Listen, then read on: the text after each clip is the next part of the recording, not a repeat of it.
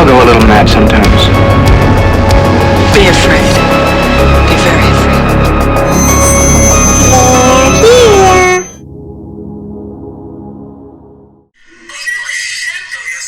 Oh, shit. So we're reviewing How to Destroy an Icon. No, we're 2022. reviewing Christine 2022. No, sorry, we're reviewing Halloween 3 Season of the Witch Part 2 Electric Fuck You. Boogaloo. Thanks for coming to this movie and giving me your money. Mama, you this is fucking garbage. Idiot. You get out of here. Get out of here. Oh. Waitress. I honestly would be happier with like 2.5 hours of our soundboard than watching this movie again. Less seamless and pointless. Mama, this is garbage. This is garbage. Let's talk about something. How dare you? Let's talk about something we do like very briefly. Yeah. You brought up a point just before we started recording. Mm-hmm. Go ahead. Okay, right. So, there was an interesting development. I mean, it's something that is like obviously being inspired the fact that it's a quote unquote female Pinhead. It's got but titties. It's she got a little cleavage going to just come all over my tits. But so there's been an interesting development in the horror community that like I just feel like we need to address it, because I think this type of thing will be such a fantastic idea, and like having like the idea of having a legacy character like hidden in the sequels somehow. Yeah. So Pinhead, if you haven't already seen like the originals, obviously Kirsty Cotton is sort of the main character that Pinhead is repeatedly coming up against and blah blah blah. And in the comics, she makes a deal that she has to swap places with him. So her and Pinhead, at least like Doug Bradley, Elliot Spencer, like quote. Come all over my tits. I don't know. They have a cute little relationship over the course of the franchise at large, comics, and movies and otherwise. Like I think she was in the 5th Hellraiser movie, and they kind of have like a rapport at this point. Yeah. And then eventually they kind of swap roles, I guess, where she kind of takes on the role of Pinhead, or like the Hell Priest. Yeah. But the design is very much like Jamie Clayton's, where it's kind of that like wizard sleeve kind of a gown, whereas then Jamie Clayton's is actually made out of flesh and Kirsty's is made out of cotton. It looks like fabric. No pun intended. The touch, the feel of flesh. Yeah, I would absolutely love if that actually came true, because I don't mind. Well, we haven't actually said what it is. The conspiracy theory is that Jamie Clayton's Pinhead, Jamie Clayton's interpretation of the Hell Priest, is secretly actual, because we do know it's been confirmed that they are in the same universe. Yeah. They are.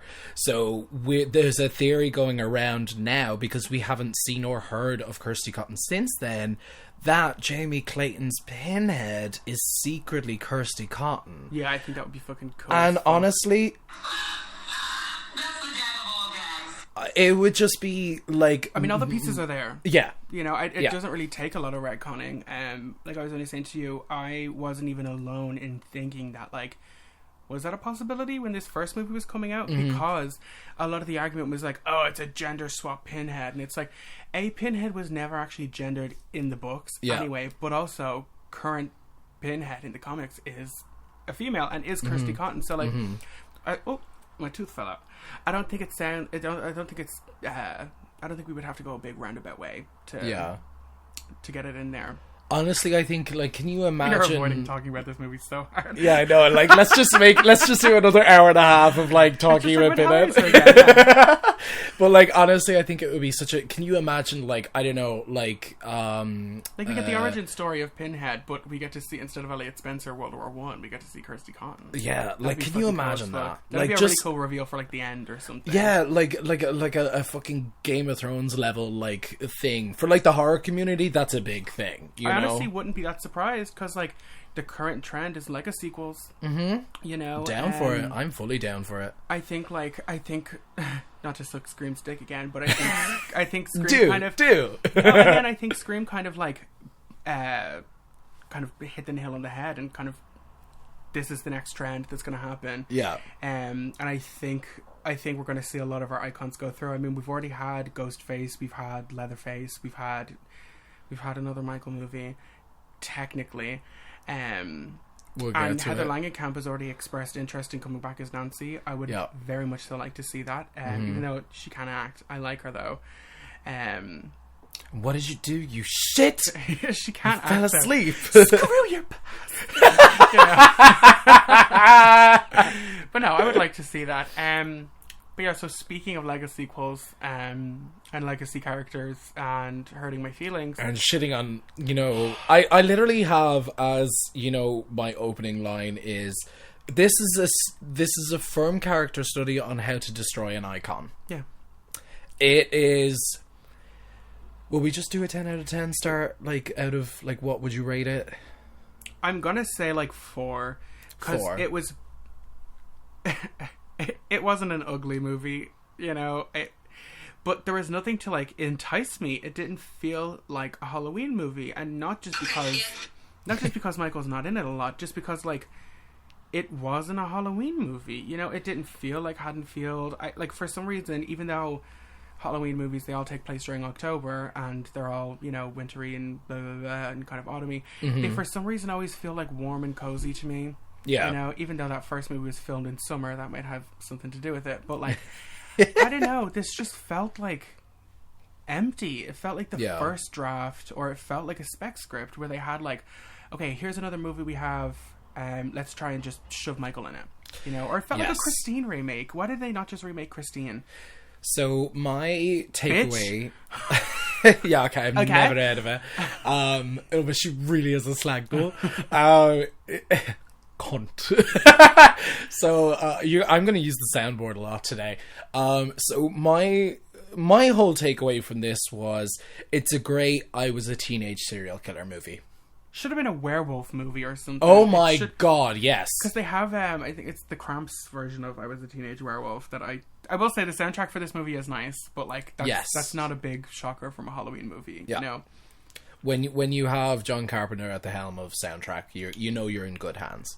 No matter what the shitty movie is.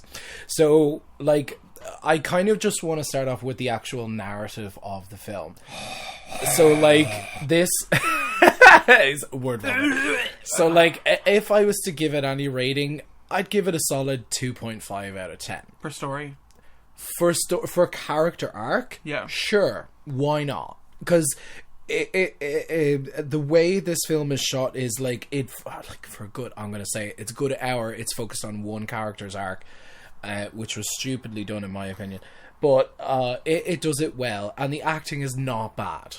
It's not bad. No, these people are not bad actors, but for some reason I feel this is probably kind of shitty, whatever. But for some reason I feel like Jamie Lee Curtis being a producer on this movie, kind of I don't mean should be penalized, but I feel like she should kind of be held to the fire a little bit, because she had more say in this, and it just felt like a betrayal of what I envisioned for Laurie Strode and her family, or what I envisioned for Haddonfield in general. And I actually feel this could have been cool if it wasn't so final. If this was even a spin-off. Versus it just being this. If they decided to do a Haddonfield Twin Peaks style TV show or something, and show how it affected the town at large outside of just the Strodes. Yeah. I think this is kind of natural to do. But to have this be the whole movie and have Corey Cunningham be such a focus really pissed me off. I would have been happy to have a Corey in conjunction with Michael. That wouldn't have bothered me. It's just the fact that Michael... largely just isn't, this movie just isn't about Michael or even Laurie. Yeah, so my takeaway from it is that the narrative is such a curveball, right? Yeah, and they warned us about this. And they did. No, yeah, they did. To be fair, they did. But the problem this is after seeing, it's not prior or foreseeing any issues with it, is you did say that the writers and David Gordon Green, who's the director, did say that fuck you, David Gordon Green, you are not touching my Exorcist. You are not my Exorcist. I mean, you will never be my Exorcist. We'll watch it. We'll watch it. We'll judge it. We'll give him a chance. We'll do it the whole thing. He gave 2 good Halloween movies. I will say that. So when it comes to the narrative curveball, like I always go back to this, like the writers of Black Phone and Sinister have this rule, right, where they follow every 10 pages, by the way. yeah, which is fine, but they do have a good solid rule. They said every 10 pages maximum there should be one scare to remind the audience that it is a horror movie that you're watching. Now, do you, in something like for example, I always think of The Witch, right? Okay. There's very little jump scares in that, but there's a constant dread and fear about atmosphere through the entire film, and you can do that very successfully, right? Yeah, and even that scene with The Witch, from The Witch, that is supposed to be jump scare, scary. Mm-hmm. You'd maybe be cutting like 2 minutes, you know, but it's just the entire, like, it's because of like location and shit like that, of like the oppressiveness of it. Exactly, they're surrounded by this forest, and you really get the sense that they're in the middle of nowhere, so you get isolation. It's even kind of my problem, like with this versus the original, where Michael Myers is actually in this movie more than he is in the 78 movie, but it's always implied, or we always feel that his sense presence of dread, that he's stalking them. He's always just sort of over there, or just he's off somewhere. camera hiding somewhere. Exactly, and we don't get any kills really until like 45 minutes in, until the last act of Halloween, and it still felt like, where is he the whole time? But with this, it was just, I was sitting there like where the fuck is he? Like, what the fuck are you doing? So that's my opinion. So that's my opinion of this, is when you have something like Halloween, right? It's a serial killer. If you take away the serial killer from the film, which arguably most of the time it's done at night, it needs to be set up for a good maybe 3 or 4 minutes beforehand, before the actual kill or the jump scare sets up. So like unfortunately, Michael's a stalker. Yeah. You know? Unfortunately, when it comes to this, they decided, like, you want someone to be scared or killed off every 5 or 6 minutes. That's half the enjoyment of a horror movie. That's the half the enjoyment. Somebody and that's discover they're being hunted, or discover something is about to happen. Yeah. And then the realization of like, oh fuck, like I gotta escape this, or there's a chase, or there's looming, or we get to see somebody outside of a window, or whatever. Like, we get that great one shot in 2018 where he kills like 3 people, and it's kind of just us walking around and following Michael, and that was so effective. Yes, that's all you had to give me. Yeah. So like I'm referencing now the previous installment, which is obviously Halloween Kills, where literally for 35 minutes of that total runtime was Michael killing people. Yeah. Like physical stabbing, strays, this, that, the other, crash, all of that. 35 minutes of that film was dedicated to solely the cum shot kill moment. Do you know what I mean? Whereas this film was, for near 40 minutes, nothing. But it was a character build up, but nothing. Yeah. That's what I will say. They set Michael, I just don't know what, I don't think these people know what to do with Michael. Honestly, like, I think, because again, I was disappointed in 18, but then like Kills kind of clarified that, and I liked them both together. It made me appreciate the one before. Because at first in 2018, they're kind of like, he's just a man, like he's not this evil force. He's just a man. That's it. Yeah. And then they're kind of like, okay, Michael could possibly be supernatural or invincible or an actual force of nature, or like the spirit of Halloween, or whatever it is, or the spirit of vengeance. And then they just blue-balled us so hard by having him be like a backseat driver, homeless bitch who like gets fucked up by some teenager. And slightly orgasmed in one scene. Okay, that was kind of the moment where I really put down my controller, took my headphones out, and decided, like, what the fuck are they doing? Yeah. Where there's this, like, what in the hocus pocus Disney Channel bullshit is this? Bullshit fuckery. Is this? What?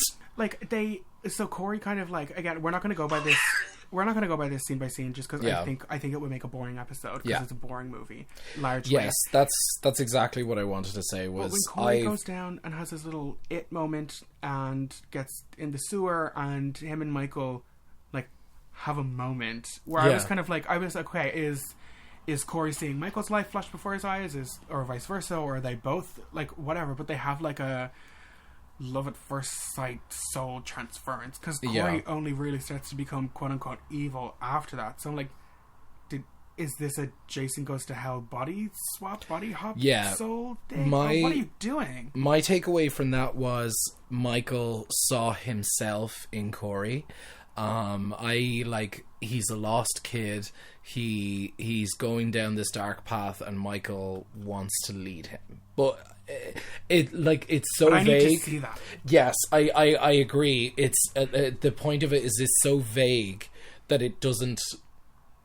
Well, it's a takeoff, it's a jump off point, but it doesn't go anywhere. What right? I needed from this was the Freddy Jason relationship from Freddy versus Jason, where it's like if Michael really does thrive on fear or killing or whatever it is, because we've seen that happen, because like he was able, like in that last movie, Laura, the man is part of a fucking Halloween cult, for Christ's sake. But for real though, the thing that pissed me off is like in the last movie, Laurie explicitly states, she's like, the more he kills, the more he transcends, where it's like the more he kills, the stronger he gets, the harder he is to kill. And we saw that in action. You know, I would have loved to have seen Corey kind of go out and do all this shit and have Michael on the sidelines kind of drumming up support for himself, you know, kind of like inspiring fear and having people kind of be afraid of Michael again, if that is what his kind of power comes from. But then like that doctor and that nurse scene where I'm like, so what, Corey just spoke to Michael and was like, right, here's the plan, we're gonna like, you're gonna come in at this door and I'm gonna come in at this door and and Michael just like yeah, sure. He just nods, you know, silently. Because they've set up for so long, for like 45 years now, that Michael is just this like human shark that is like just sleeps and fucking kills people, and that's it. And it's plain and simple. Even with Rob Zombie, they delve into that. It's like Michael is a psycho. Michael can't be helped. Michael can't be like rehabilitated. Michael is just evil. Yeah, you know. And I get what they were doing with this movie, where it's nature versus nurture, that they've done kind of before, again, where Corey was quote unquote made evil and Michael is quote unquote born evil. But like, I don't know. Corey seems suspect from like the jump. Yeah.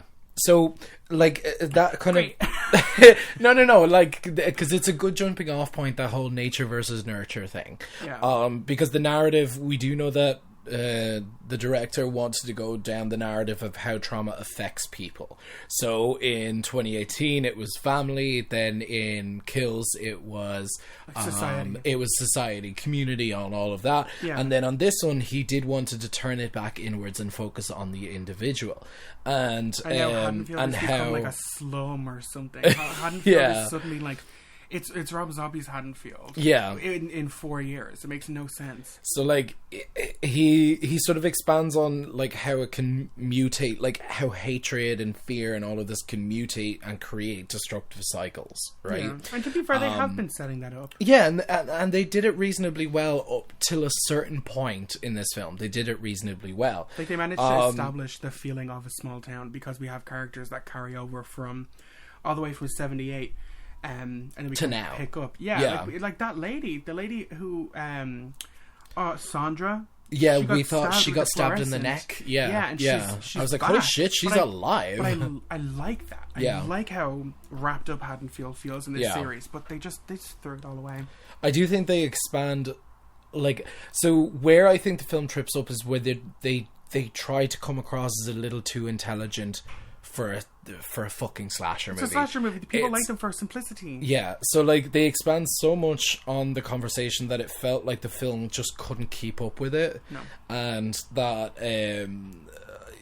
like it's part of a decision, which is why I feel like it's part of the decision that they switched focus quite literally the last 30 minutes of the film to the thing that David Gordon Green knew everyone expected, which is the ultimate showdown. Well, they had to, because people would have rioted in the fucking streets. Yes. Because otherwise it wouldn't have been a Halloween movie. Yeah. You can't have a Nightmare movie without Freddy. You can't have, we have had a Friday movie without Jason. Yeah. But, like, you know what I mean? It's like, you know why the fuck people showed up for this movie. Don't promise me steak and then give me fish. You know, it's not what I fucking want. Fish is great, don't get me wrong. But I came here for steak. Yeah. Michael is steak. Michael is the thick cut of the steak, bitch. For real, bro. So, and as a result, it stumbles at the last hurdle. It does. It really does fall flat in its face, and it disappointed millions of fans, including us, This movie being the last around the hurdle. world. This movie, like, how you cap something off The Stephen King effect. is what people will remember. Yeah. Do you know what I mean? So whereas I'm now looking at this is, I just want 1 and 2 and I'm done. I Yeah. want to forget everything else after 1978 and Halloween to Part 2. It's all well and good doing 12 flips in the air, but if you fall and break your ankle and make a show of yourself at the end, that's what people are going to remember. Yes. You know, it's, Yes. again, I always say it with the Stephen King thing. Stephen King is a great writer, but he doesn't know how to stick a landing. Yes. You know, and it's like, So my first gripe was actually, I like it now, to be fair, I watched this film once and I will probably never watch it again. yeah, same. So I ended up just looking at the trailer again today and I realized They promised us a lot. That wasn't they there. promised us a lot that never showed up. And also, almost all of the scenes that are Michael Are in the trailer. are Corey. Yeah. Like, Yes! literally every single shot, apart from the one where Michael comes around the door and Yeah. is looking at Laurie, every single shot in that trailer of Michael Corey. is Corey. And I that- could it- not it's a lie. believe it. It's Feels such like a a lie. It's such a bait and switch. 'Cause Oh, that was it actually- was that so was actually angry. One of the things that angered me the most about 2018 was when Dr. Sartain steps up from stabbing Officer Frank. Yeah, and he's that wearing the annoyed mask, and I was me. like, what the fuck are they doing? Like, Yeah. what are they about to do? You know? And then they kind of just took... I feel like that was kind of generally agreed upon as people's most, like, what the fuck Moment in the of that movie. film? Yeah. And then they just made that a whole movie. You know? Being a solitude. Oh, it was just disgusting. You Now, know- I will give this movie some positives because for the last 20 minutes we have just kind of We've shit been on this shitting on movie. it. Yeah. So I'm gonna say I was very, very lightly. The whole time Folk a little bit. I was so the whole very- time. I was very lightly spoiled for this. Not that Corey would be the killer, but that I was kind of spoiled that the opening scene would involve a babysitter and a kid dying. Yeah, you did mention that to me before, and I That was was like, all well, it kind of does. If it's like a babysitter that's being murdered in a cold open, then I'd be like, well, yeah, it's like literally the original title of this film was I the just thought it was a babysitter flip murder on- or something like that. Yeah, the babysitter murder. Yeah. I thought this was going to be a flip on the original opening where the babysitter survives and the kid dies, and but I thought it would be Michael doing it, you know? Yeah. So then when we open up, it's Halloween 2019, which is just a year after the events of 2018 and Kills. Yeah. And People are getting like cautiously optimistic in a way, and because all Michael that was kind of never thing. caught. Michael Yeah. just disappeared and stayed in Haddonfield for 4 years undiscovered, which Audible eye roll. it was fucking bullshit. It was so lazy. Bad writing. I Darling. also just didn't need that. I didn't need to know Darling. where he was for 4 years because that was one of the parts that scared me the most about Michael as a kid was just like, where does he go between all of this? And I kind of like the Rob Zombie explanation of where he goes, where he is just kind of like a vagabond, where he kind of just like lives off the land and like lives in the woods until he's ready to come back. That makes the most sense. But the Yeah. fact that he just like quote unquote retires in a sewer drain. Yeah. And is So- just a dude who is able to survive getting his hand split in two with a shotgun and Oh, getting shot God. and beaten by a whole town, you know. But then they're like, oh, that actually did really fuck him up, and it's like, but it didn't, and I saw it not fuck him up. That Yeah. you know, but this kill, I will say, this opening had me anxious in like it kind of in a Scream way where I was kind of like, where is this gonna go? Because they ratchet the tension up, and I was kind of like, oh, okay, I know this is gonna go, and then it happens. Yeah, so Very the way this kid first of all, he's a deserved little it. shit, and Yeah. also, can I just say I would kill this kid too. the difference? I thought it was very interesting because of the chocolate milk thing. Yeah, I was like, He oh, has that's such an interesting thing, because I was like, oh my god, that's exactly what she did. But a complex about that. I thought that was so interesting because it does show like how innocent he is, because the kid is just like, why aren't you drinking beer and shit like this, and he's just like, I prefer chocolate milk. I got the thing that he wasn't drinking yet. No, fully, does this- because he's quite an introverted person. But he does the same thing later where he goes to grab alcohol and he's kind of like, okay, fuck it, I'll get him. It's called like Chocolate Soldier or something like that. It's like Butch chocolate milk. It's not just like It's not Muju, right? yeah, you know. It's, But I think Corey's sort of arc is one of the more sort of harsher talking points, shall we say.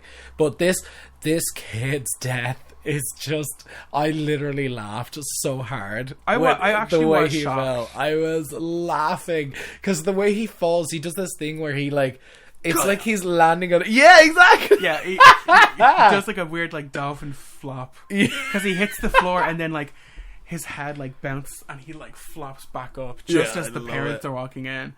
Quite literally, like, smacks his head and then reverse flips back over. It's so great. This little kid, they're kind of having a Laurie Tommy moment where they're watching John Carpenter's The Thing, which is kind of it's cool. A great reference. Which love a good reference like that. Is David Gordon Green gonna eventually remake this thing? A la no, John Carpenter putting the John Carpenter. Don't touch it. I'm telling you, don't fucking touch it. Don't try it, little bitch. Don't try it. It's not a perfect movie. It's still 10 times better than what we got for an ultimate cap finishing film. That's not hard, though. I could have written a better movie than this. But yeah, so they come in, they're kind of having their... I will sue David Gordon Green if he doesn't. Like moment, and he's like, this kid is like still freaked out by Michael Myers because he was never caught, and again, it's only the year afterwards. And they're kind of like chatting shit, and and the kid's like, oh, like, I'll be fine because Michael Myers kills babysitters, not kids. And then we see what happens. But good twist. This kid, like, it made me so much happier thinking like, oh shit, Michael's gonna be in this house and we're gonna find Michael killing a kid or like whatever it is. And then this kid, like bait and switches the fuck out of Corey and like locks him in the attic. And Corey, like, I don't think Corey's completely innocent because that's not normal reaction to being locked in a room is like while you're babysitting is to immediately kick the door down. Yeah. Because like you're gonna have to explain that when the parents come home. Mm-hmm. But the parents come in as he's like, I'm gonna fucking kill you. I'm gonna kill you and shit. And then he like, I don't know, something about this. I thought we would get a little bit more explanation at the end to show that Corey actually like kicked the door open, fucked the kid up, and then like threw him over or something. Because I don't know, Corey doesn't ever seem fully innocent to me, even prior to this. Yeah. Like he seems like quite a conflicted character, like that, reaching for the beer and then kind of being like, no, I'll go for the milk. Yeah. And then the parents come home and we get this like strangely huge house for Haddonfield. It's 3 stories, looks like a hotel or something. And Corey's like hanging out over the banister as the parents come in and see the body, but he's like holding a knife in his hand and shit like that. So it's like, I'm gonna think you killed my kid on purpose, bro. I don't blame the parents for being like, you're a piece of shit. But only the mother is kind of like, you're a piece of shit. Because the dad is like, forgive you. But then he sees Corey at some point in the road. I loved that. That gave me chills. I was like, that's excellent writing. That is. I could have done with more of that, you know? Where he's kind of like, look, I don't think Corey killed my kid on purpose. And like, I think like, it fucking sucks what happened. It also sucks for Corey. But like, because he sees him the road, he's like in the car and he's like, I saw this lost kid. I just thought I would reach out and give him that hand because no one else, because he realizes he sees it in everyone else, like everyone else has sort of turned their back on him, apart from obviously his family, and they've all made their mind up, and he's just like, no, I'm going to extend the reaching hand because I think it's important that the family should do it, because him and the wife aren't together 4 years later.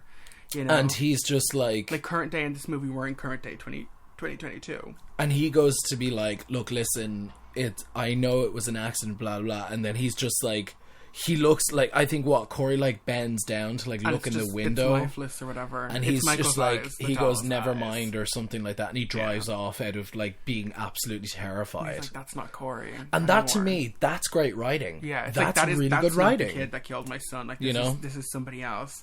So I have to say about Rohan Campbell, who plays Corey, by the way, he is a great actor. I gotta say that. He has a good arc, which unfortunately has no payoff at the end. It just didn't need to be the entire movie. Yeah, but the problem is like, I just don't care because we're introduced to him so late in the franchise, or at least in the trilogy that we're given. This is something that should have been like, if this was like your story the whole way along, you should have put this at the the beginning of number 2 or halfway through number 1. Or what if Corey was Allison?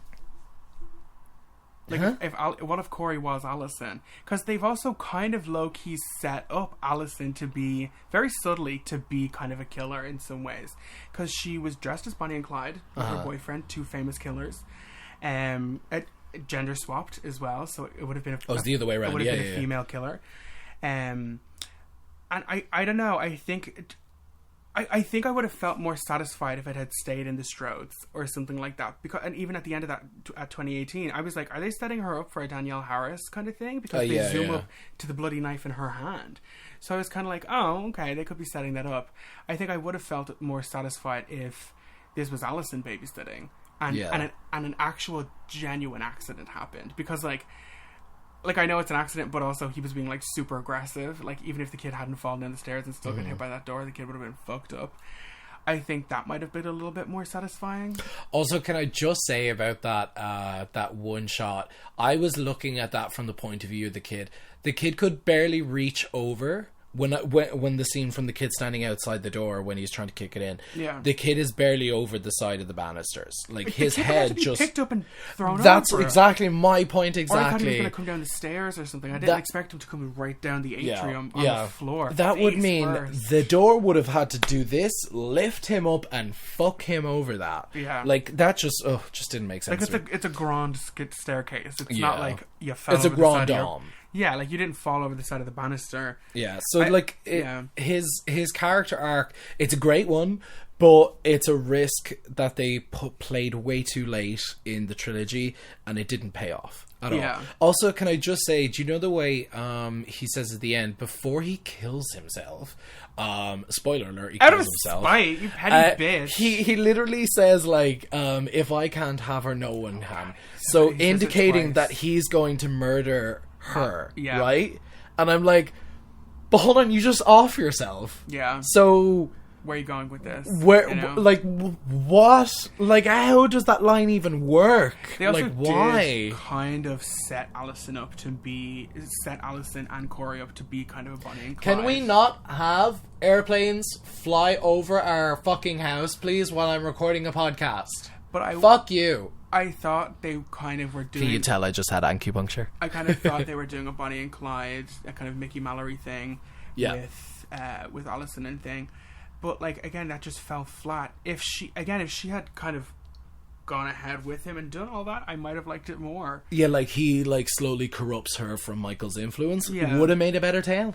But I also just, like, the timeline of this movie is weird, because, like, nearly none of it happens on Halloween night, and then the actual...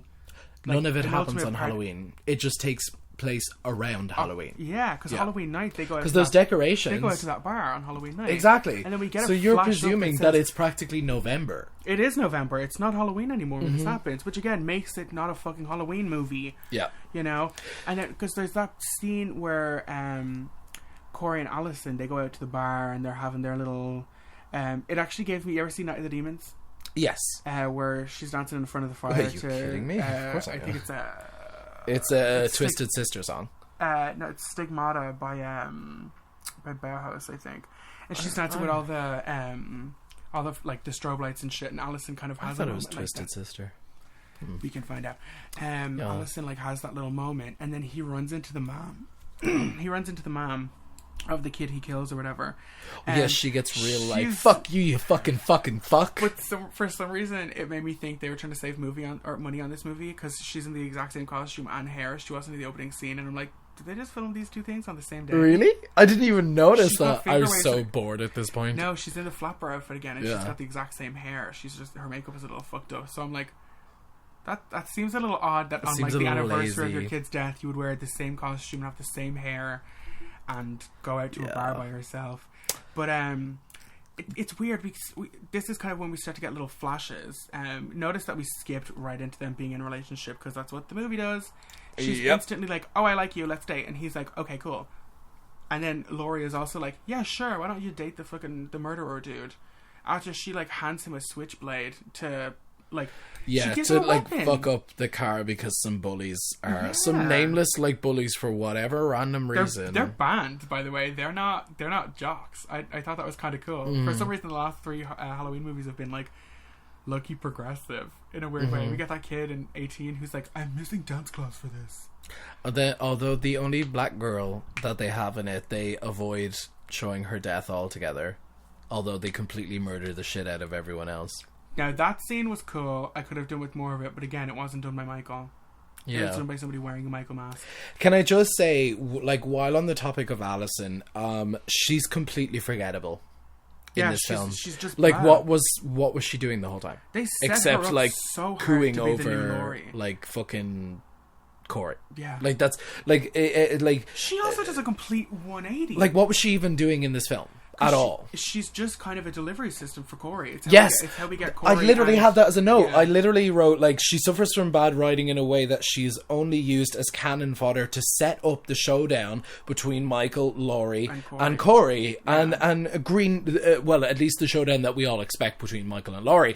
But, like, and Green knows this. And I was like, you literally, like, the character that you previously wrote into the story to give an overarching thing good. to, I liked you Alison. literally sacrificed her to throw her out the window. Yeah, she's she's a literally throwaway. cannon fodder for the film now. Yeah, she's and I was just a like, I throwaway. have expected her to die at the end. And I was like, I couldn't care less about her because we spent little to no time with her, even though she was on screen for most of the time as well.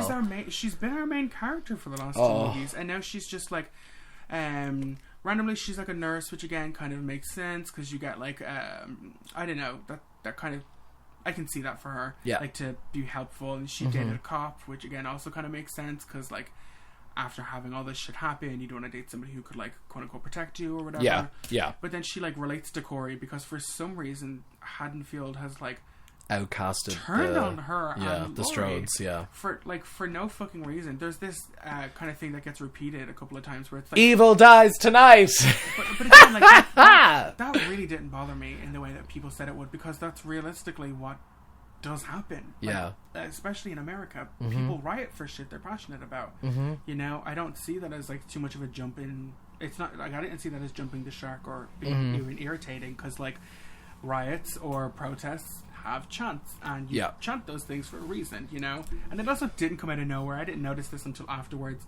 It's actually Nurse Marion that starts Evil Dies Tonight, because there's a tip jar or something in the bar that they're all in Halloween 20 or in Halloween Kills that says like love lives today, and then they flip it, so it's a flip of Evil Dies Tonight, love lives today. So it didn't really come out of nowhere, but like with this, it just felt so like, I don't know, it just felt like hollow, and it felt like they kind of threw away everything they had set up, because I was very happy to have Alison be the new, quote unquote, the new Laurie. And yeah, and then we got rid of Judy Greer's character, Karen, for some reason. Like that kind of doesn't really come up. Laurie's like, oh yeah, and he killed my daughter. And it was like, yeah, remember that, Laurie? Remember at the end of that movie, the last shot in that movie is you saying, I'm coming for you, Michael, dropping the phone and walking out of the hospital. And then between that and now, she's just decided to become this like grandmotherly Betty Crocker, blonde hair, apron wearing. So let's talk about Laurie. For a hot tits and say fuck you. Like for a hot take, let's just go in on this. So Laurie, from what I have with this, Laurie has had a really good arc, right? Because I said I actually had a note based off of what, because I know obviously that Jamie Lee Curtis was a producer of this. Laurie had an arc that Jamie Lee Curtis wanted to sort of add into the film, because the problem with Halloween with Halloween 2018 is that when she initially started into the project, she was like, I've got to be, like you said, like the Terminator, which kind of made sense. What's her name? It made Sarah sense. Connor. It's Sarah the natural Connor. evolution for the final girls to become the hunter of the hunting, whoever it is. of the Also, hunting. that song was at Stigmata Martyr by Bauhaus. She did it. She did the damn thing. She brought the receipts. In So, like, basically, she felt, this is in an interview, she said she had felt that they came in too hot and too heavy with that characterization, which, if they had kept part 2 of Halloween, I would have understood. Yeah, that was my problem with 2018, was like, why is she like this if they cut out everything else? But then also, I kind of just went with it, because I was like, look, it's the natural step. You become the... Well, no, I said it to you earlier before we started recording. I think, like, the kind of blueprint, the perfect blueprint for me on how to be like final girl into survivor into like badass bitch is Sydney Prescott. Yes. That's how you do it successfully. Seriously, because they kind of give her the Sydney Prescott Scream 3, Darkness into Light, my book tour, kind of, grabs the back of the neck. They kind of give her that thing where she's writing her memoir or whatever. You know, don't and even I do believe the end of this movie does set up a sequel because she says evil doesn't die; it just changes shape. But I don't. No, ma'am. No, ma'am. No, ma'am. There's no way you can now do this without making Corey supernatural or without having another completely random he's character. Dead. But that's he's fucking dead. I know, but he offed himself. Yeah, but we also all thought Michael was dead at the end of every Halloween movie, quote unquote.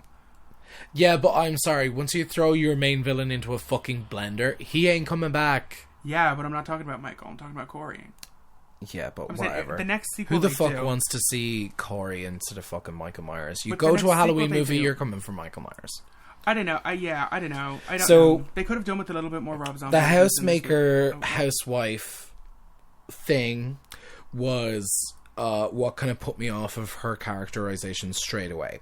Because, like you said, in the previous film, she's like, I'm coming for you, Michael. And you even said it to me, I don't remember when, but you said it to me, and it was like, that's a fantastic idea, is now it's not just the town, it is now Laurie actively hunting down Michael to destroy him once and for all. And they set that up so well, in fact, that we expected her to be like with a gun in a fucking truck ready to shoot down any man that's got a white mask on. Yeah. At Halloween night. Also, not a word of a that's lie. Always disappointed me. Where the fuck is Ben Tramer in these movies? Yeah. Oh wait, That's a good question. We get a Devon Graham reference in this movie. Okay. So when Corey and his apparent Chimo mom, because she kind of makes out with him a little bit. And also leaves pasta sauce on glasses, which is disgusting. I don't quite get the dynamic. How much food do you have in your mouth to leave that much on a glass rib? What? They were kind of setting up a Rob Zombie Michael kind of situation with the mother Corey being and the mother and the dad, who is supposed to be a good character but also kind of just there. Watches it. Yeah. Yeah, I actually totally forgot where the fuck I was going. Great. Oh, wait, run that over. What were we talking about?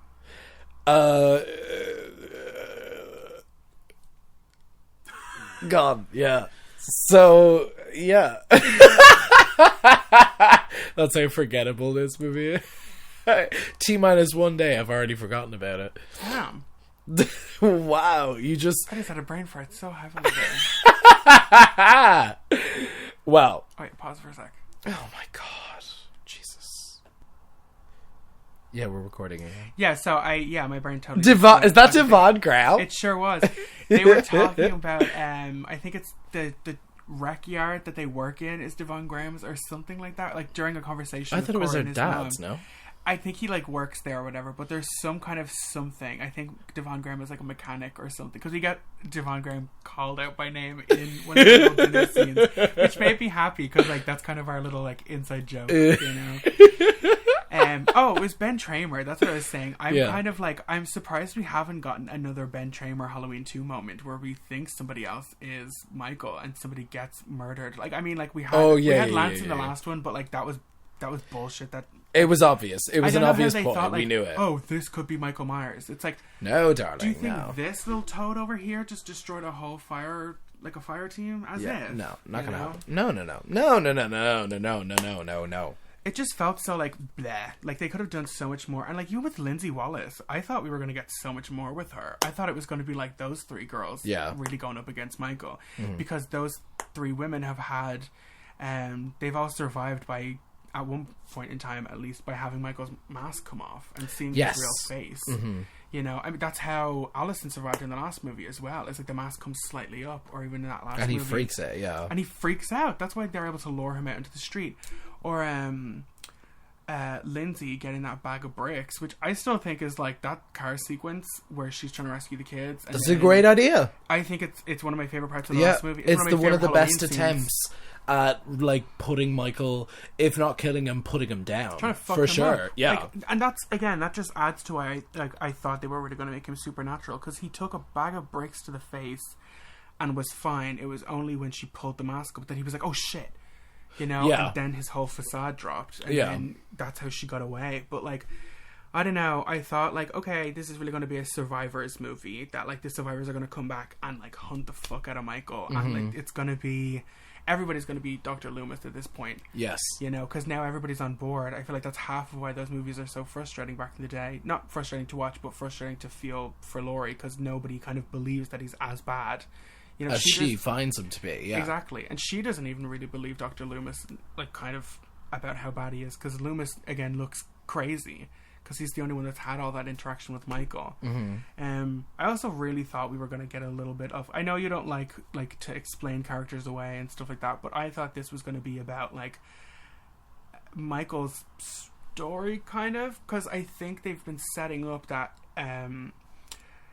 like, nobody's born evil. I think they've been kind of setting that up. That, Yeah. like, nature versus nurture. Like, because they wanted to deal with how trauma affects different people at different times in their lives. Exactly. Like, I thought we were going to get kind of a Rob Zombie, kind of a little bit of a backstory. I don't mean, like, showing it as explicitly as Rob Zombie did. Like, that's the first hour of that movie is Michael's childhood. Which, again, I avidly defend. Yeah, But I I didn't thought, find like... the first Halloween from And Rob yeah, Zombie everybody was jumps there. off on the second one, which I just really kind of just like, because meh. it's like a Halloween movie It's made not by bad, David but Lynch it's or not something. great, you know? It's fine. It's I think it's also It's better than this film, anyway. I think it's a nicer cap off. Honestly. yeah. I mean, Absolutely. Movies have always kind of threatened to have the final girl be the killer in the end, or to be like Yeah. to actually have snapped. You know, we get Sally. But they kind of tease it in Scream too. But I mean, like, what if it's Sydney? I mean, like, her whole life is fucked up. You know. Yeah. But God damn it, they just really sucked the fucking life out of this. Yeah, so like, well, speaking of sucking the life out of somebody, Laurie being a homemaker for the first, I want to say hour of With this that film. Clairol bottle blonde, I see you, Laurie. That grey was nice. Like, with that plastic, like, cooking matte surface, you know, pumpkin pie being burned bullshit. Throwing I pumpkin on the couldn't, floor. I'm just not sold on this. I was, like, actively, like, smacking myself in the head going, like, who are you? They just you undid, literally like, look 40 like... years of development for her. Exactly. In a second as well. In like all you had to do was make her like literally put she literally reminded me of Stepford Wives. I was like, literally nothing bad has ever happened to you, and I believed that from the moment I saw her pull that pie out of the oven. Yeah. I was like, no, Like, I don't. this is not my Laurie. This is not my Jamie Lee Curtis as Laurie Strode. And Do you know what I mean? I don't see Laurie actively celebrating Halloween. Yeah. You know, after all of her friends died on that day, and she was attacked on that day. She's she was got attacked again on pumpkins that up. day, and then her daughter was killed that day 4 years ago. Yeah. Also, the time jump to me seems unnecessary. It kind of doesn't make sense, because it kind of deprives us of everything. Yeah. And again, it makes it so quick. I feel like there should have almost been another movie between kills and this. Yes. Like, I I feel picture like this being the end goal for Laurie. Laurie finally being like, okay, Michael is dead. Wood chipper bitch. I can then I can finally be my relax. Stepford wife. But this Yeah. movie to me should have been Halloween H2O. It should have been Laurie being like, no, like, fuck it, no. Like, I'm actively going after him this time. Yeah. I don't need the help. I don't need everybody else to do it with me. I want that moment from H2O is that Michael! Oh, You know? It's so good. That last shot of H2O where she just, like, he reaches out the hand and she's like, she goes to reach for it, and then instantly is like, no, fuck you, and cuts the head off. And it's just the... That's my ending, you know? That's what I want. That's my canon ending. I don't include these. These So, are just like, a cool what if spin-off. My thing is, like, because obviously, I mean, like, she was a producer of this, and, like, she had, like, technically has writing credits in it. I was like, she's not...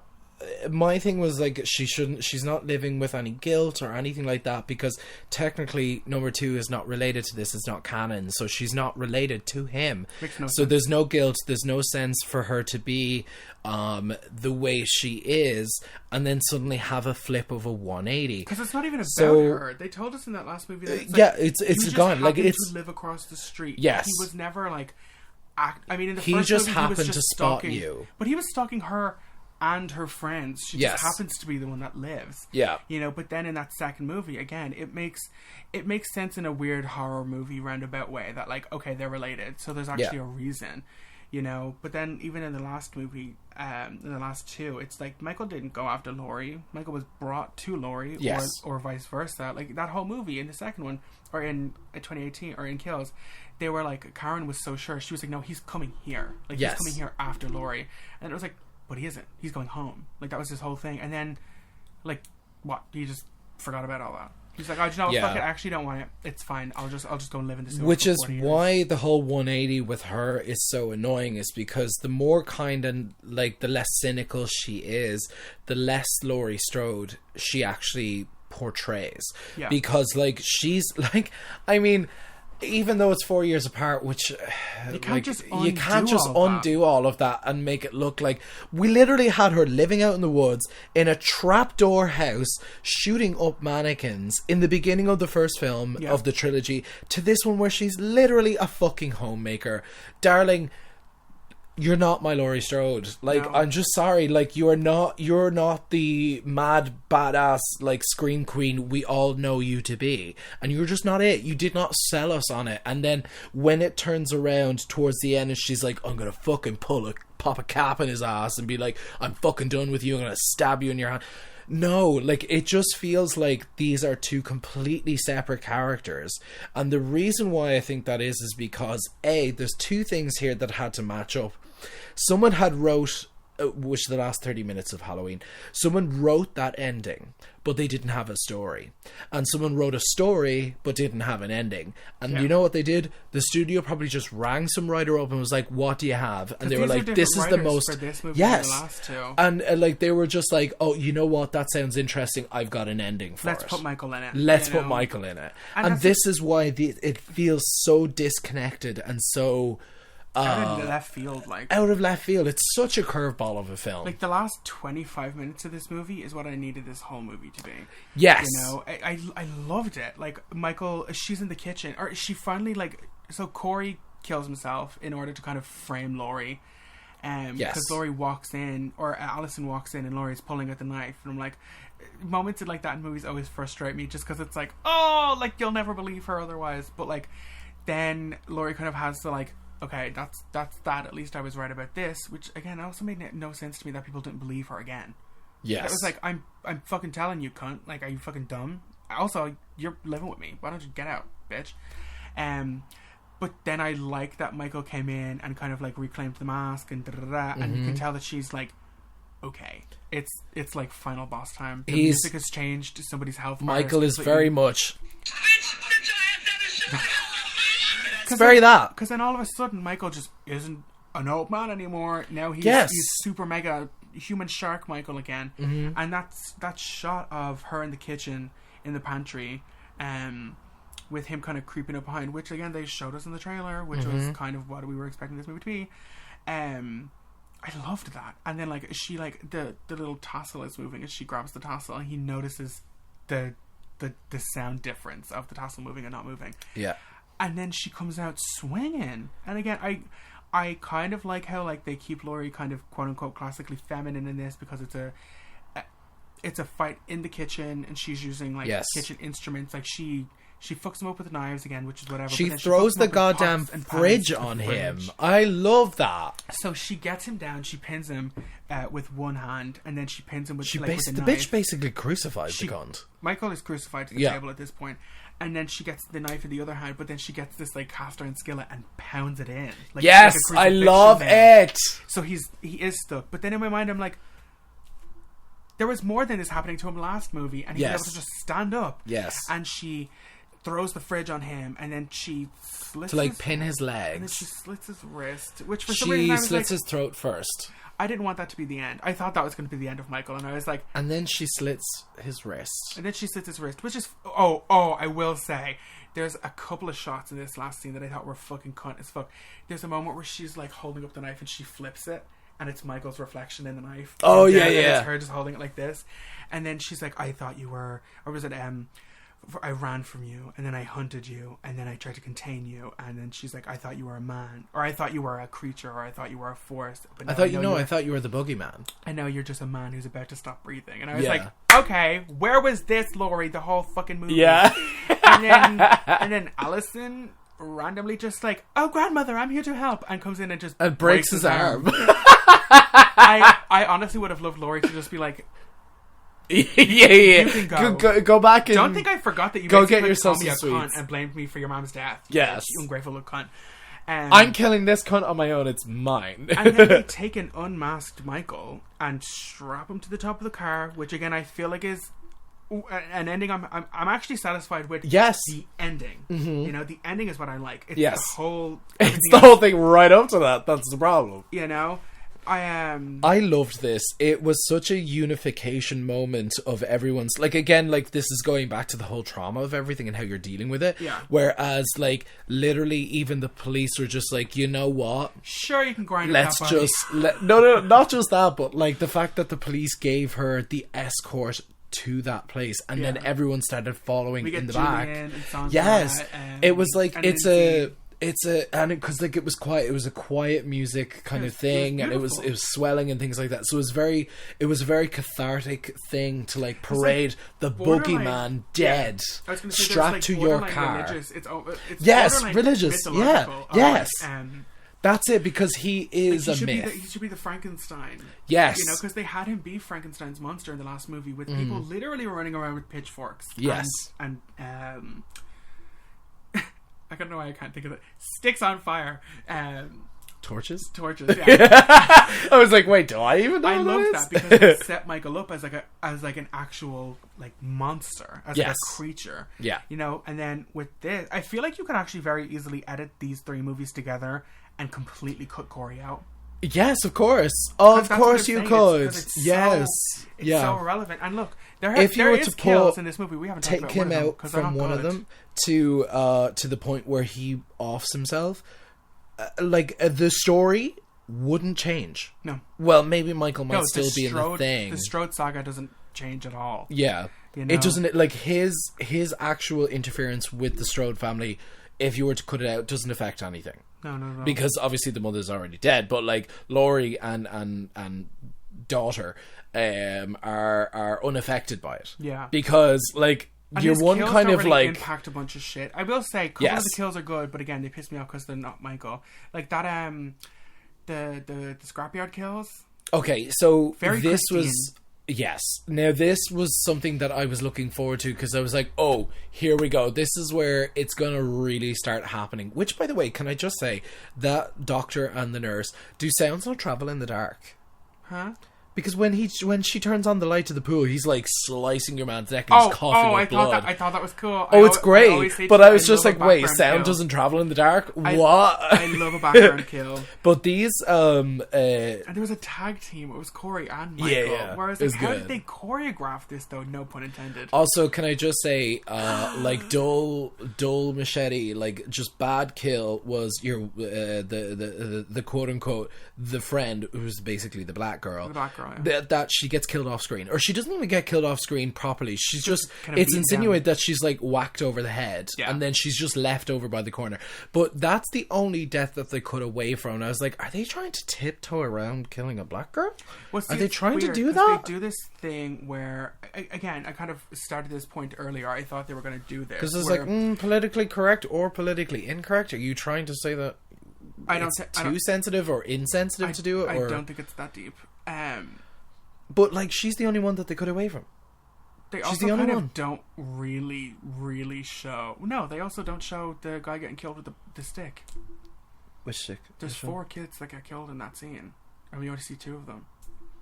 You see 3 of them. We see 4 of them, and we only get to see 2 of them actually die. There's 5 kills in that shot because Corey accidentally shoots his own dad in the head. Oh yeah, that was great. I love that. That was gory as fuck. The one girl, because good kill, Michael. Good, thrown, or not Michael. Corey. Fuck. When Corey gets thrown over the side by these kids or whatever, again they also go super hard on him because he's like, "Oh, your dad hates you," which again is kind of like, there is a lot of like elements of bullying in this. Like even with Lonnie in the last movie, we see that he was only kind of shitty to Tommy because he was getting picked on by other kids. Yes, So but thought we I were gonna don't see think more it's of that. enough. But I thought we were going to see more of that from Michael. Yes. I did though, because Laurie like estranged herself from her family because of what had happened to Michael. Yeah. You know? And then that trickles down where Karen and Allison don't get along because of what happened with Laurie, with what happened with Michael. Yeah. So I thought we were going to get some of that with Michael as a kid. But with this, the kills were pretty cool. Yeah. But also, again, they weren't done by Michael. Got a magnet at the bottom of it too. Yeah. That's cool. It's my little pre-roll case, just in case.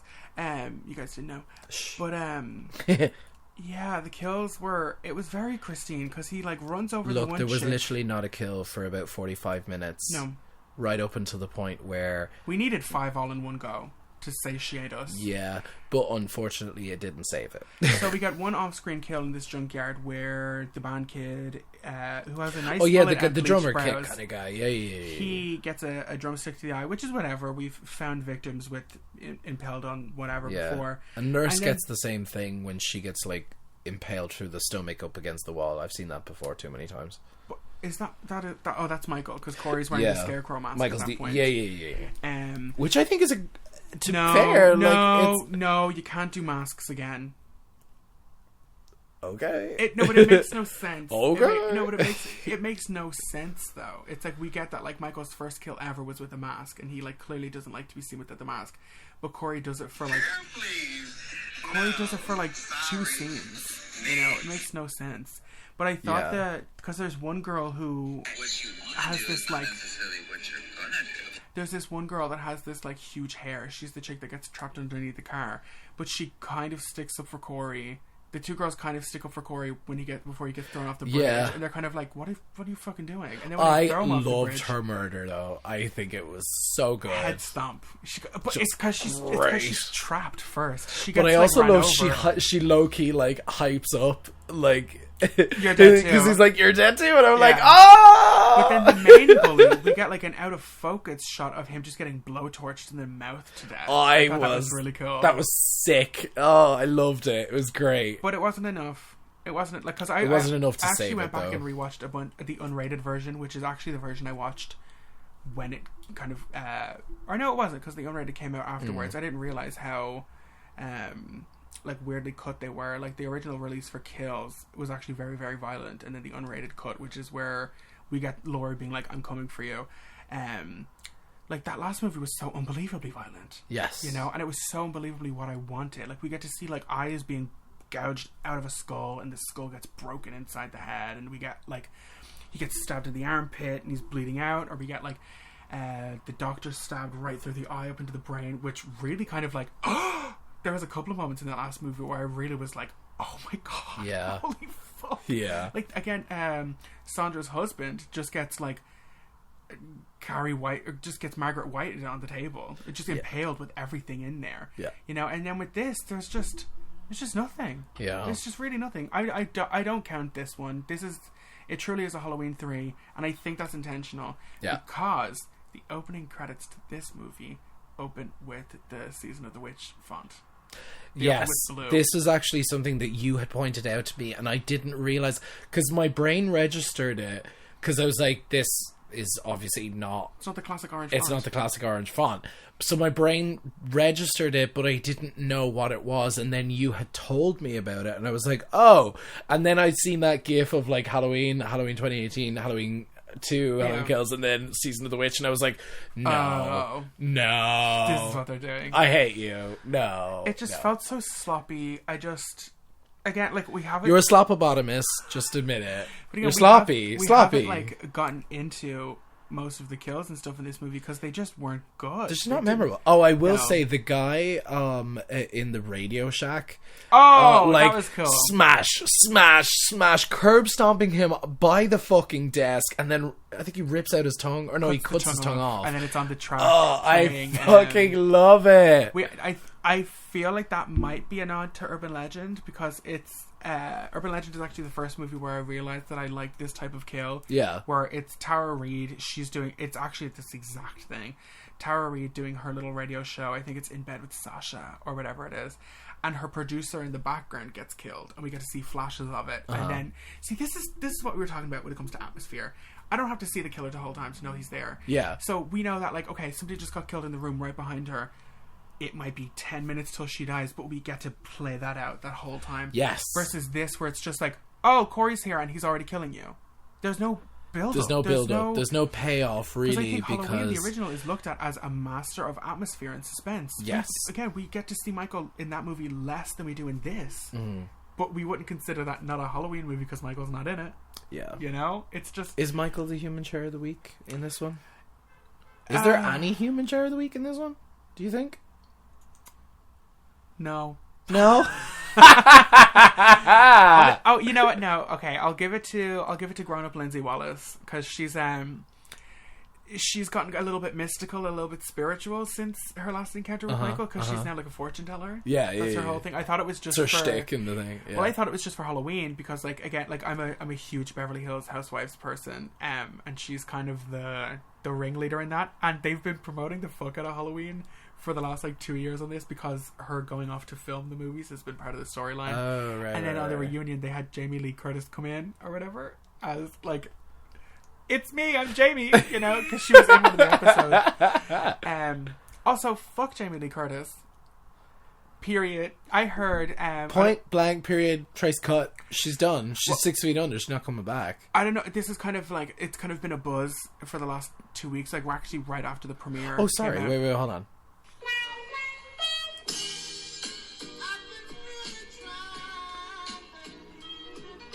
They did really try, baby.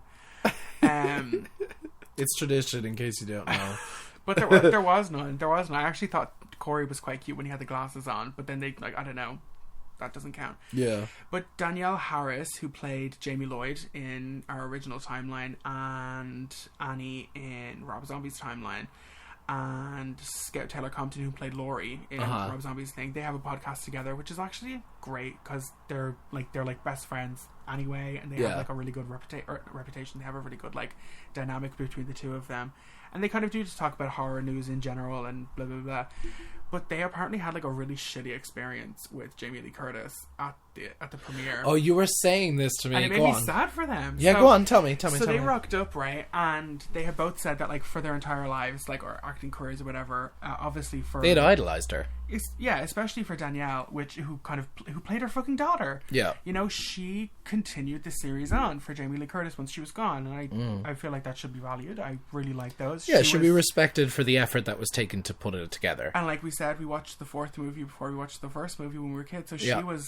That was my first that was my first experience with Halloween. So or at least with Michael Myers anyway. They got to meet her, and they had like kind of a weird experience at the premiere anyway, and then they finally got introduced to Jamie Lee Curtis, and apparently Jamie Lee Curtis was just like kind of a cunt to them.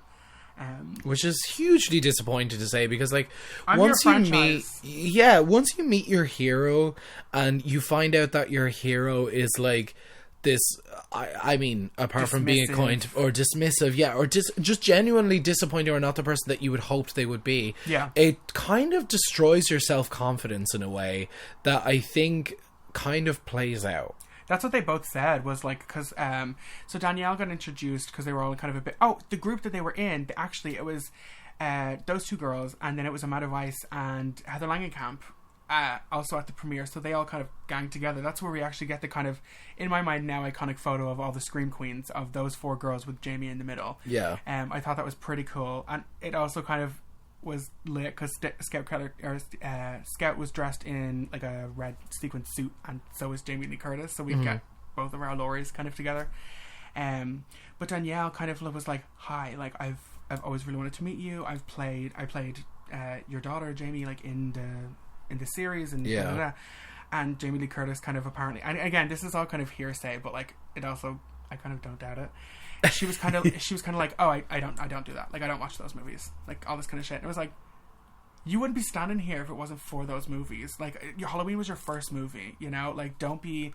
It kind of gave me, like, ungrateful or something. Yeah. Like, or, like, horror is beneath me kind of a thing. Like, that's like, it felt like a big deal when she came back to the series, but also, I don't know, it's kind of like, know your fucking roots and know that like the reason why you are where you are today is because of people like us or people like Danielle Harris, people who are into horror. Yeah, and you people would who have be heralded you as a scream queen, and you're not even the original. Sally from Texas Chainsaw always gets overlooked. She's, in my mind, the original scream queen. Yeah, like, because in all honesty, Bitch. without no, you're not wrong. Without your fans, you're nothing. You're nothing. You are nobody. And like, we love your we love you guys. Our fans. We love you. Just want you to know that you built us up, so we can give it back to you. Exactly. It's like you have to support your base level and your base camp. And then they got that photo together after Danielle kind of was like, what the fuck? Yeah, she was like, I don't want to say like traumatized, but she kind of was like, it really fucked my whole night up. And like really gave me like a weird complex. And you can kind of see that in the photo where Jamie Lee Curtis is like, who the fuck are these women? Like, to everybody around her. But then Scout Taylor Compton got to meet her after the photo, and she actually chose not to share her experience because she said it was really bad. But she said if she had met her before they took that photo, she wouldn't have taken the photo. So I'm kind of like, that's actually very disappointing to me. Yeah, because I think for some reason like the horror community is like a big family, you know. Yeah. Like again, you don't see Heather Langenkamp distancing herself from Nightmare, even though like I get Heather Langenkamp is not like a Jamie Lee Curtis or whatever, but it's like you see these women still like are ride or die for their genre because it's what gave them like what they have, you know. Same for like Felissa Rose or like she's Angela in Sleepaway Camp, who I really would love to meet one day. She seems like the nicest chick. Yeah. She's now Angela is definitely, like, at least from what I've seen, she is one of the, if not the most wholesome scream queens. Even though she's technically not the scream queen of the thing, like she's iconic. She's I think, and like she's always there. She's always the first person to be there and the last person to be there for meet and greets. The woman has all the time in the world for you and your experiences. So like, I will give it to her. You know, you generally find that with kind of the horror community because the world doesn't take horror or the weirdos thing. I'm gonna say us. Yeah, us. Yeah, we have a horror podcast. I would consider us part of the horror community. Yeah, we damn right. Doesn't that sound really cool to say? Yeah, you know, we're awesome. Yeah, it I don't know. It just seems a little disappointing, and then for some reason, kind of puts a damper on the last piece of this series for me. That kind of puts a little dark cloud over it. It does. Yeah. The fact that like Jamie Lee Curtis low-key didn't want to be there. In my mind, that's what she's saying is, I don't fucking care about horror, but the paycheck was nice. This is all alleged stuff. We will say, like, it is kind of hearsay, Chinese whispers kind of thing. Like we're not gonna get libeled by Jamie Lee Curtis for telling somebody else's story. The woman doesn't even know we exist. All right. If you want the full tea, go listen to Scout and Danielle's podcast. Hold on, I'll get the name for you now. It's very good though, because most of it is kind of just best friends being best friends, and it's cute. Is it about horror or is it it's about horror? Oh, okay, cool. Like they had so that's completely off topic. No, like their first guest was Skeet Ulrich from Scream. Yeah. Okay, all right, I'm down with that. About, like, chick stuff, but like again, like they're kind of their day to day seems to be kind of like conventions and stuff like that. So they get a lot of that. I'll find that for you now. I like it.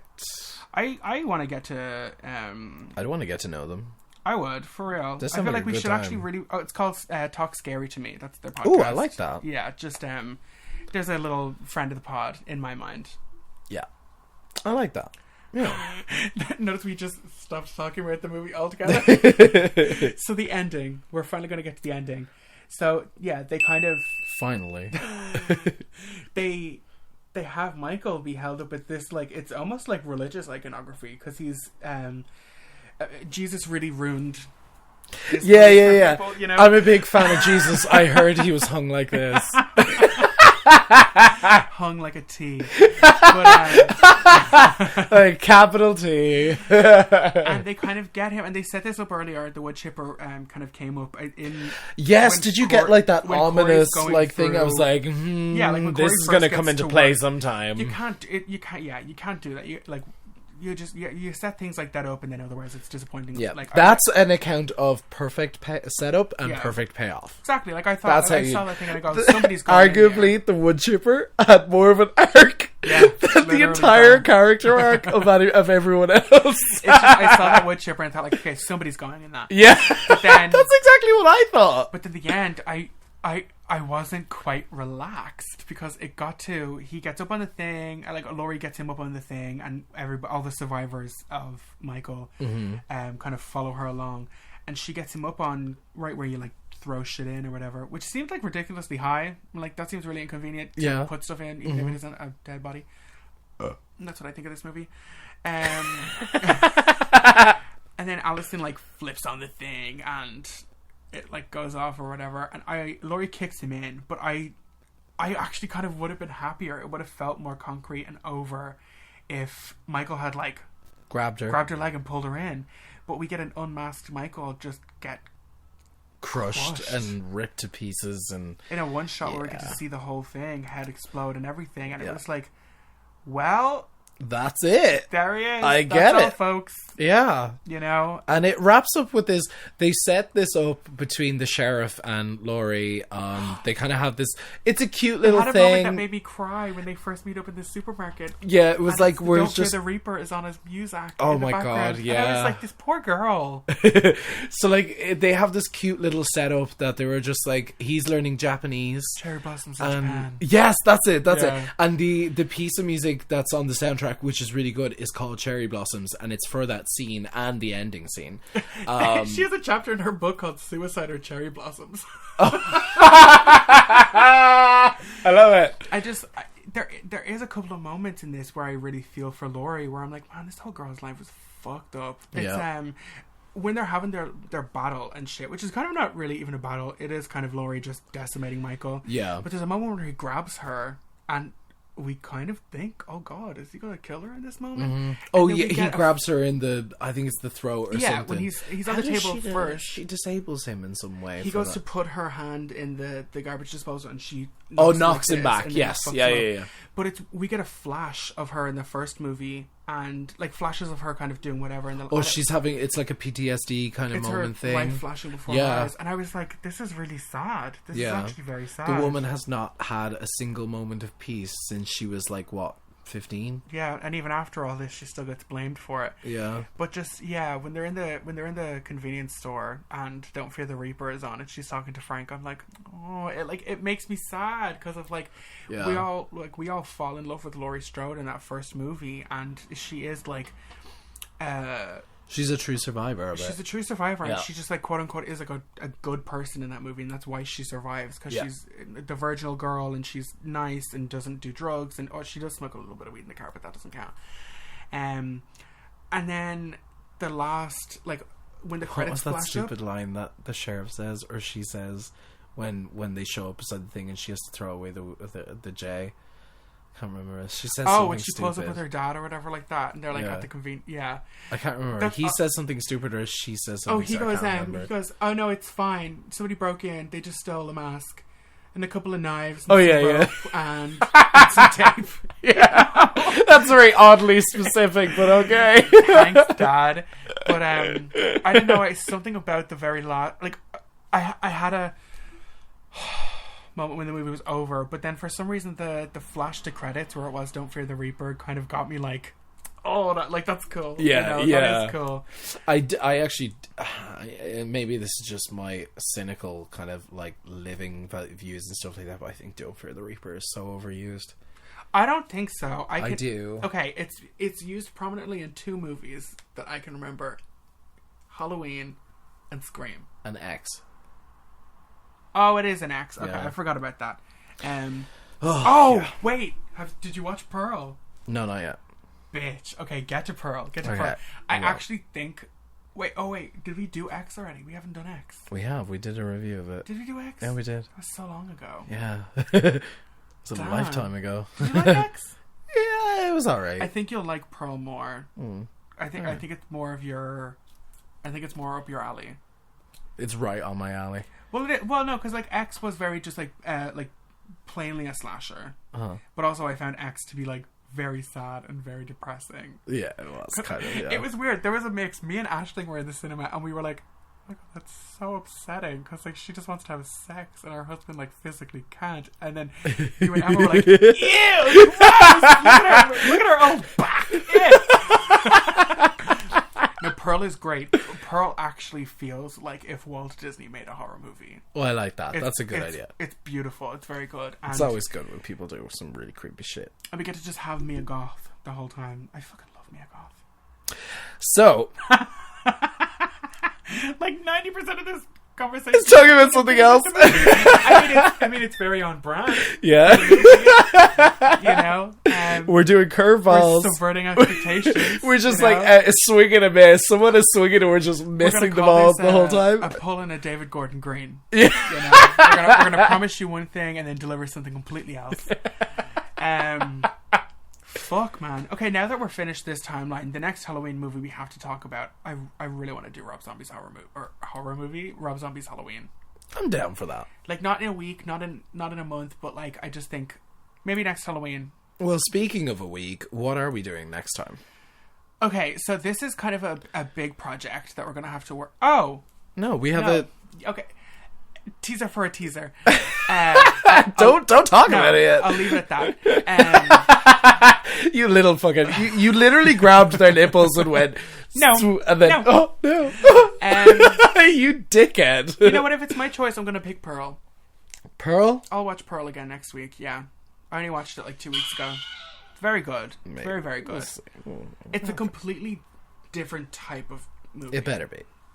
Well, yeah. It better have at least a good arc and a good story to it. Oh. Better from this, anyway. Oh, girl. Oh, go. No, it does. I think Alyssa Edwards, but with a fucking, panic attack. I think, X, plainly on its face, slasher movie, and this is like, I don't even know. It's gonna be good. I would say it's very much so like the other type of 70s horror movie. Okay, good. I'm down for that. Yeah. Okay, so next week, which, by the way, we are They're Here podcast, because I don't believe we said that at the beginning. Oh, did we? No, we didn't do our intro. We kind of just started like sighing a lot. Talking about a completely other movie that we liked more. If you liked the start of this episode, listen to our Hellraiser episode last week. Yeah. Also, Jamie Clayton, hit me up, girly. You're down. We're down. I believe this is the first episode since I don't even know when without a human chair of the week. Yeah, you've had at least one person each time. No, I feel incomplete. Who? It's gonna be a minute for you to remember that. So next week we have Pearl.